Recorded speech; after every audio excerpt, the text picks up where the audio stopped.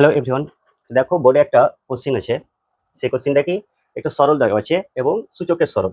যে প্রথম যে সংখ্যাটা হচ্ছে 633 মাইনাস 277 প্লাস 266 এর একক স্থানীয় অঙ্কটি কত? অর্থাৎ এই সরলের যে আনসার বের হবে সেই আনসারের যে একক স্থানীয় অঙ্কটা থাকবে সেটার মান কত হবে। ঠিক আছে, এই কোশ্চিনটাই এসএসসি সিজিএল 2018 সালে এসেছিল।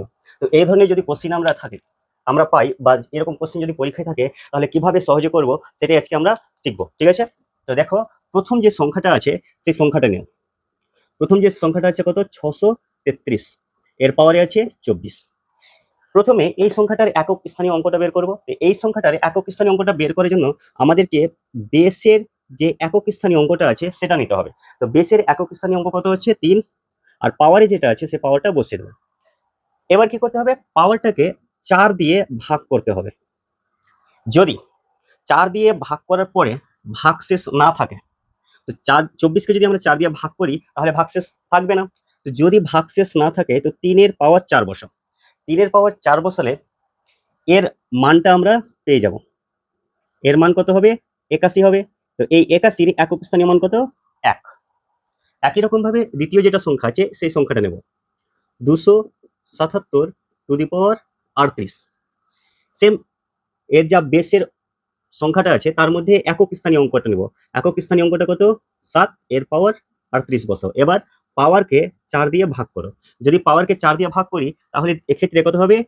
4 9 36, 2 ভাগশেষ থাকবে। তাহলে 7 এর পাওয়ার 2 বসাও। 7 এর পাওয়ার 2 কত হবে? 7 7 49। এক্ষেত্রে একক স্থানীয় অঙ্কটা কত? 9। থার্ড যেটা অঙ্কটা আছে সেটা নাও, 266 এর একক স্থানীয় কত আছে? 6 আছে। 6 এর পাওয়ার 54। এক্ষেত্রে মনে রাখবে, যদি কোনো সংখ্যার বেসে 6 থাকে আর তার পাওয়ার যতই থাকুক ওর একক স্থানীয় সংখ্যাটা হবে 6। ঠিক আছে, তাহলে আমরা তিনটা অঙ্কর একক স্থানীয় অঙ্কটা পেয়ে গেলাম। তিনটা সংখ্যার প্রথম যেটা সংখ্যা ছিল তার একক স্থানীয় অঙ্ক হচ্ছে 1, দ্বিতীয় যেটা সংখ্যা ছিল তার একক স্থানীয় অঙ্ক হচ্ছে 9, আর তৃতীয় যেটা সংখ্যা ছিল তার একক স্থানীয় অঙ্ক হচ্ছে 6। তাহলে এটার মান কত বের হবে? এটার মান বের হবে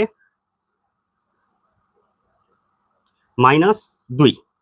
এবার যদি উত্তরে মাইনাস আসে তাহলে কি করতে হবে? ওটার সঙ্গে 10 যোগ করতে হবে। 10 যোগ করলে উত্তরটা কত পাবো? 8।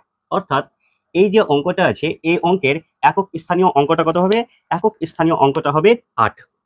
এটাই হচ্ছে ফাইনাল অ্যান্সার। বোঝা গেছে? তো এই ধরনের পাওয়ারের সংখ্যা দিয়ে ওর একক স্থানীয় অঙ্কটা চাই। অনেক পরীক্ষাতেই আছে এই ধরনের অঙ্ক। তো এই ধরনের অঙ্ক করার জন্য এই রুলসটাই ফলো করলে খুব সহজে মানটা বেরোয় যাবে। ঠিক আছে?